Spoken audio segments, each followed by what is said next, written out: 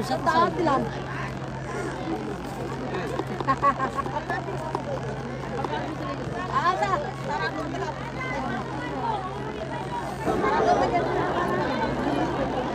এই মুহূর্তে আছি এই দৌলতদিয়া পল্লী গেটের সামনে, এই মেন গেটের সামনে।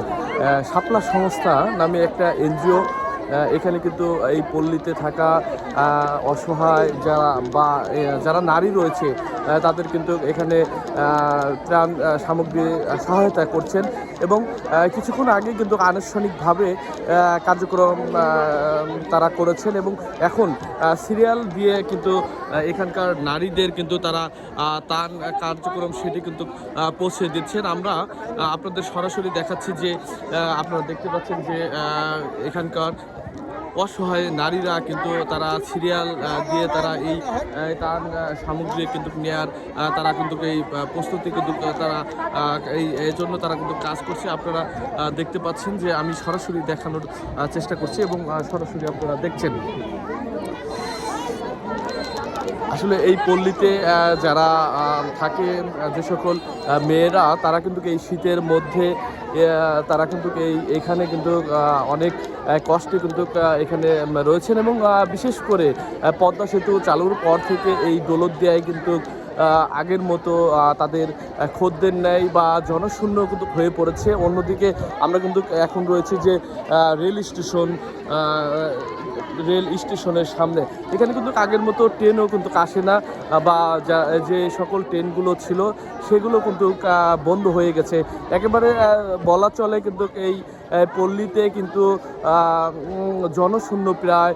এখানকার যারা মেয়েরা রয়েছে বা যারা নারীরা রয়েছে তারা কিন্তু তাদের খদ্দের অভাবে কিন্তু তারা দিন কাটান এবং তারা কিন্তু এক প্রকার অসহায়ের মতো কিন্তু হয়ে গেছেন এবং তাদের পাশে এসে বর্তমানে দাঁড়িয়েছে কিন্তু শাপলা সংস্থা নামে একটি এনজিও এবং তারা কিন্তু আপনারা দেখতে পাচ্ছেন যে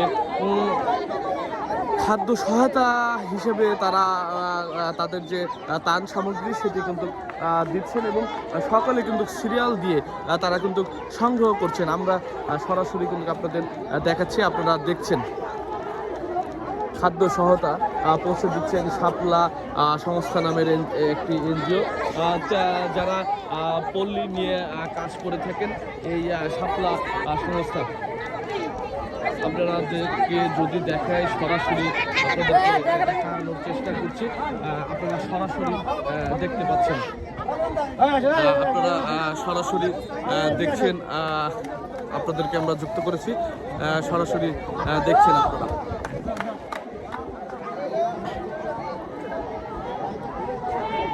আপনাদেরকে দেখানোর চেষ্টা করছি আমরা। এই পল্লীতে কিন্তু প্রায় ১৬০০ থেকে ২০০০ নারী রয়েছে। এর অধিক আরও যারা নারী রয়েছে প্রত্যেকেই কিন্তু এইখানকার ভোটার এবং কেউ কেউ অন্য জেলার ভোটার এবং তারা কিন্তু এই শীতের সময় এখন কিন্তু তাদের একটু কষ্টে তারা দিন যাপন করছেন। এখানে তাদের খদ্দেরের বড়ই বর্তমানে আগের মতো খদ্দের নেই।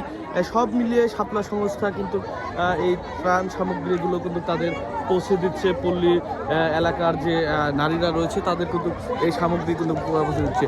সকলে ভালো থাকুন, সুস্থ থাকুন। আমরা এই পল্লীর গেট থেকে আপনাদেরকে আজকের যে ত্রাণ সামগ্রীর যে পল্লীর নারীদের মাঝে পৌঁছে দেওয়ার যে খবর সেটি আমরা জানানোর চেষ্টা করছি।